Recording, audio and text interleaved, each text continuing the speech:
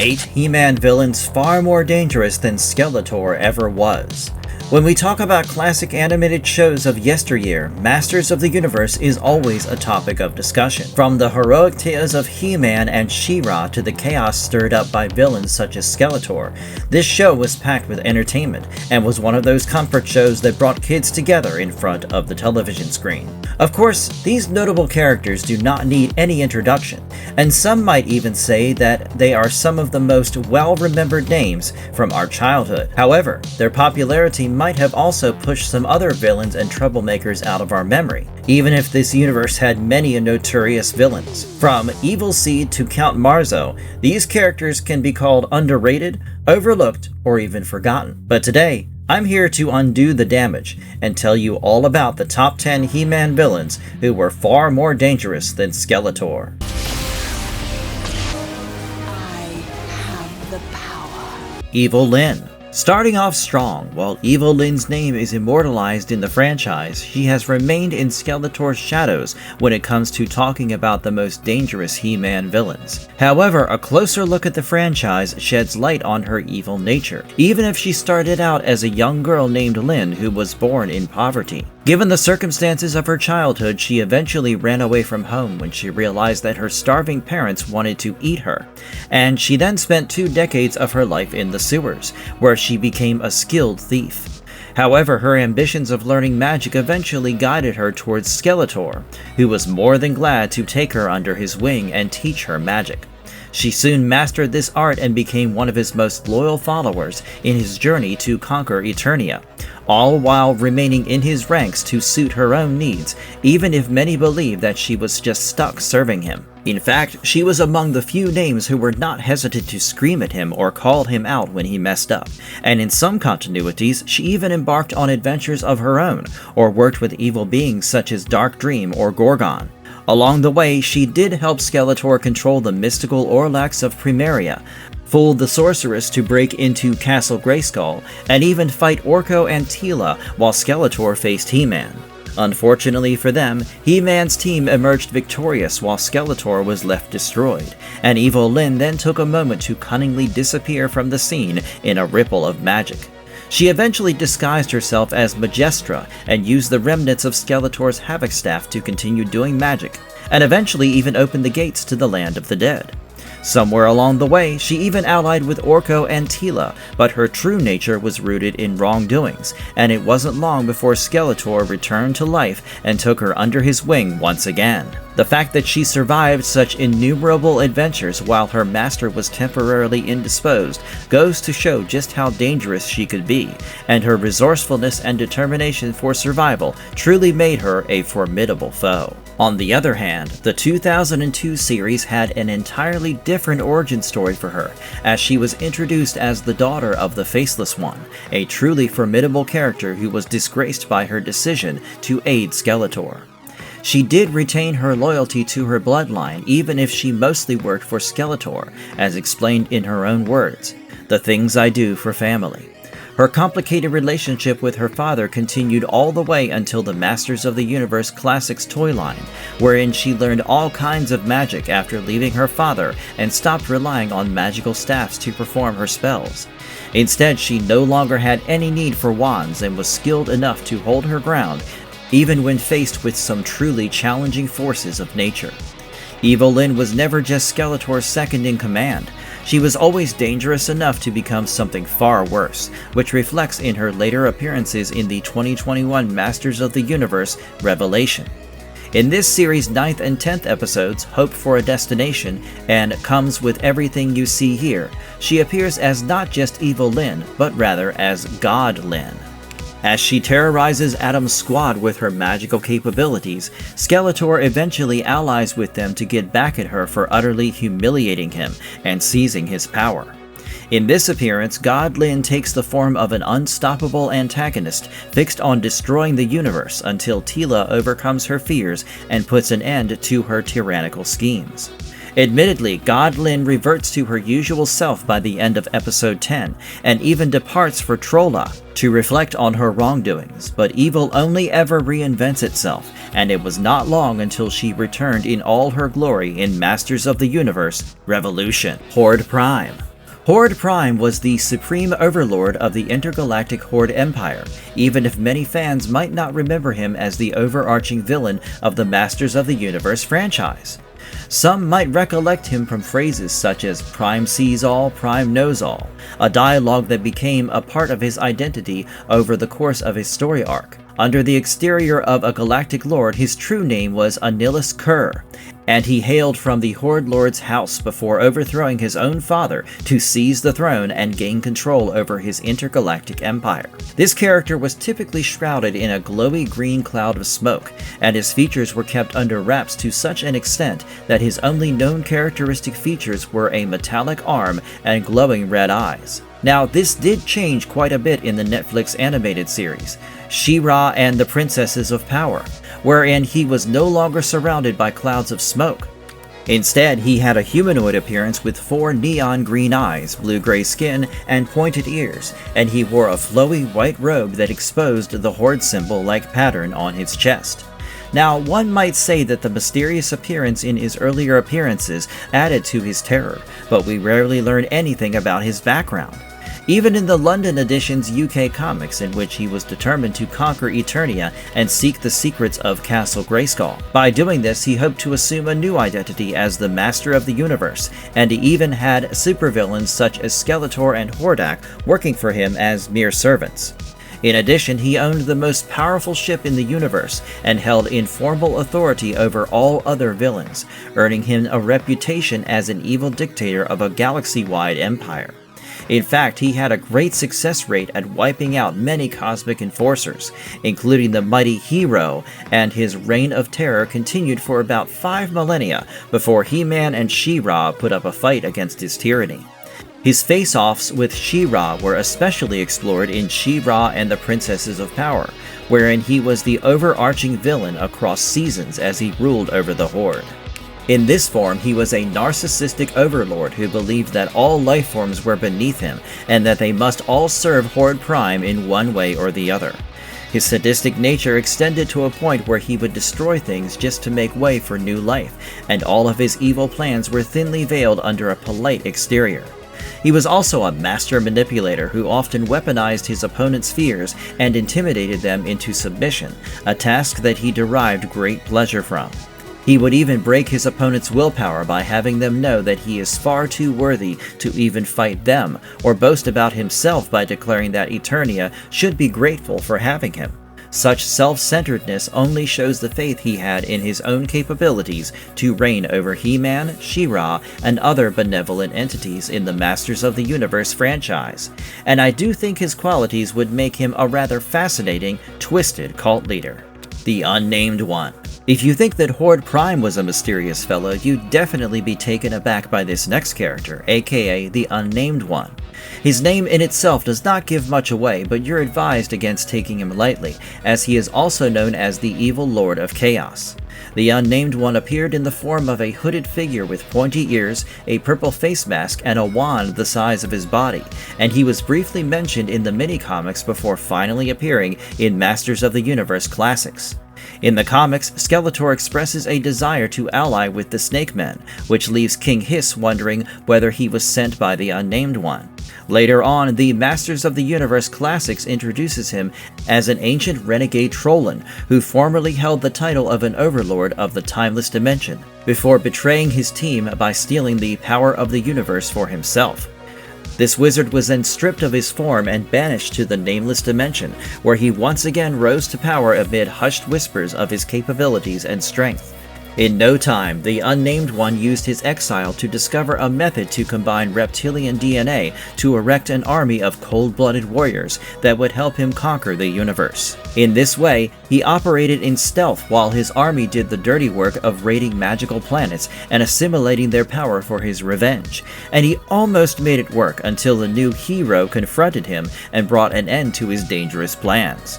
The 200X Masters of the Universe comic series also showcased a crystal that contained half of his essence, as explained by Emiliano Santalucia, who even revealed that the other half had developed a mechanical body and assumed a new form as Horde Prime.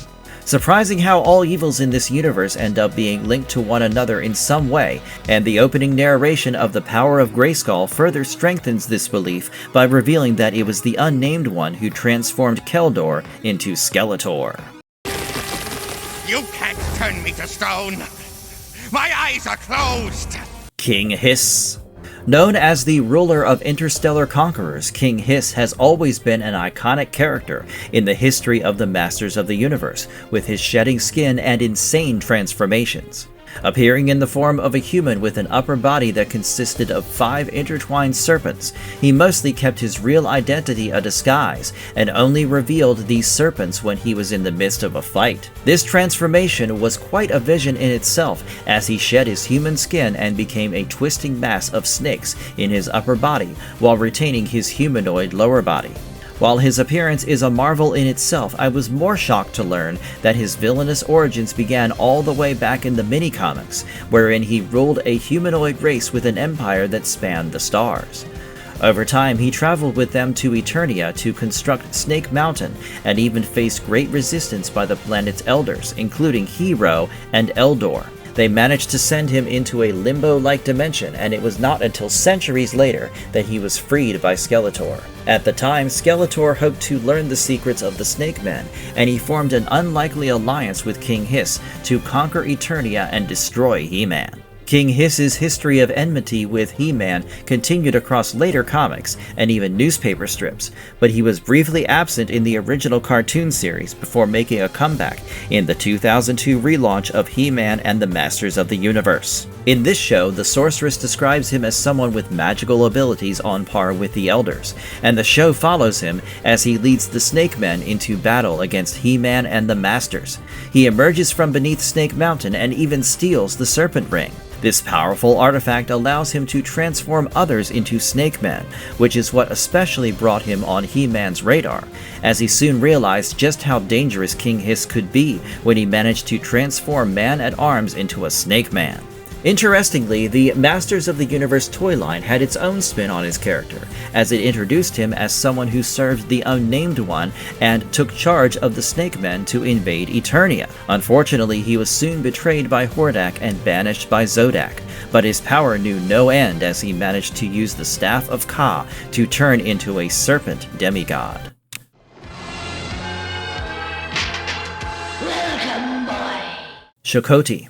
Now, I am sure you must be getting a little tired of seeing male antagonists on this list, so let's steer away from them and explore the wicked sorceress of the dark, Shokoti.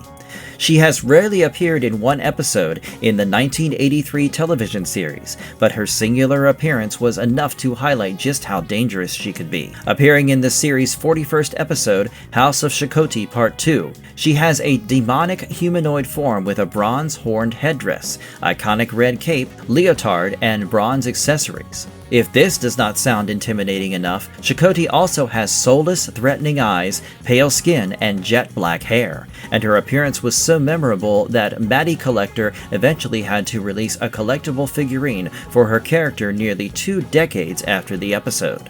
While she originated in the darkest depths of Eternia, Shokoti had been confined to a pyramid that had contained her evil for several years, and was known for residing in the sands of time, except for the one singular time that she appears in the cartoon series. In this instance, her dedicated servant, Mosk, had eventually succeeded in raising it and bringing her back to the surface, and it wasn't long before Malaktha's apprentice, Stanlin, ended up in this pyramid. What started as an innocent exploration turned into a trap as Shokoti found him and soon led him to her inner sanctum, where she tells him all about her intentions to awaken the sleeping beast and turn Eternia into a dark, dark place. She then uses Stanlan as bait to lure He-Man, Ram-Man, and Battle-Cat into her trap, and it isn't long before her demons capture them while Stanlan runs away with He-Man's sword. While Shokoti uses her miscreant ways and her illusionary powers to trap them until she can sacrifice them to the sleeping beast, she also connects with Stanlan through the Sword of Power and declares that he must face his fears. While it must be noted that she was powerful enough to nearly defeat He-Man, her plan eventually falters when Stanlin comes to their rescue and uses the Sword of Power to save them,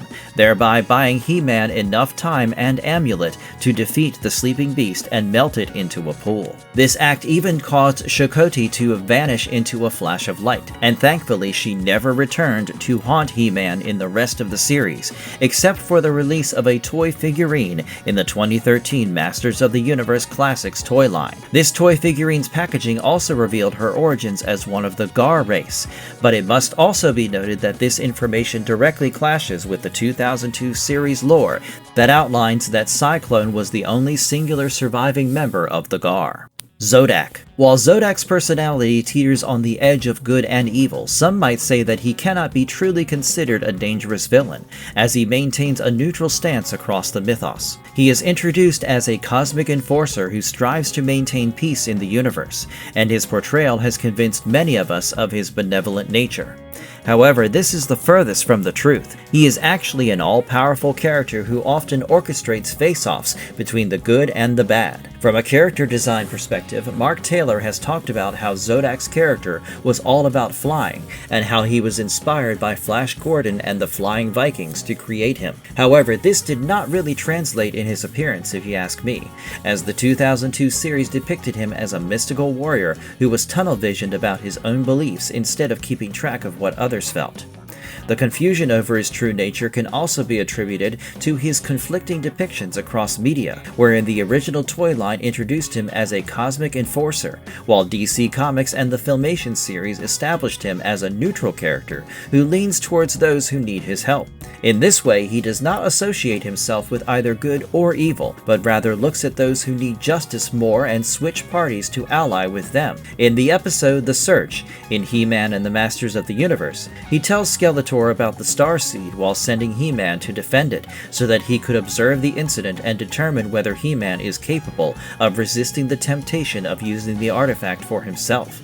In this way, he does play the role of a cosmic enforcer and a judge who designs an elaborate plan to assess whether He-Man can overcome his greed for power. In another episode, it is revealed that he was the last member of the Council of the Wise, and that he had vowed to sail across the universe while only keeping an eye on Eternia. Even though he was a cosmic enforcer, he had also decided against interfering with the natural course of events, which meant that he often saw trouble coming and enabled it by watching from a distance. Some continuities also depict him as an entirely evil character, such as the UK Ladybird books wherein he served Skeletor. And finally, he also has two different names in the franchise, wherein Zodak is used to describe the earlier Cosmic Enforcer version, while Zodak, aka Kartor, is introduced as a student of Zodak. Eventually, the 2013 DC Comics series gave him an entirely new origin as the half-brother of Hordak and the son of Horde Prime, making him one of the most confusing, complex entities in the franchise's lore.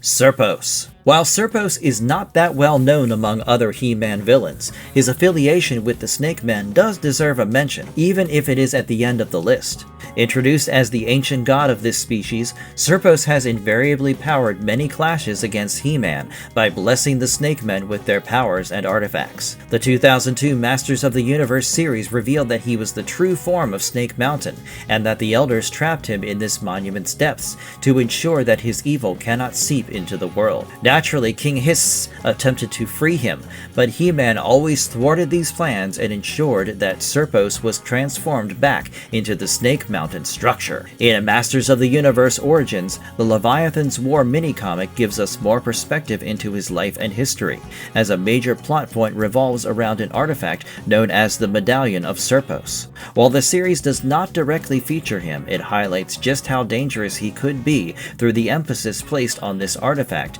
that he had the capability to open portals for enemy fleets to invade Eternia.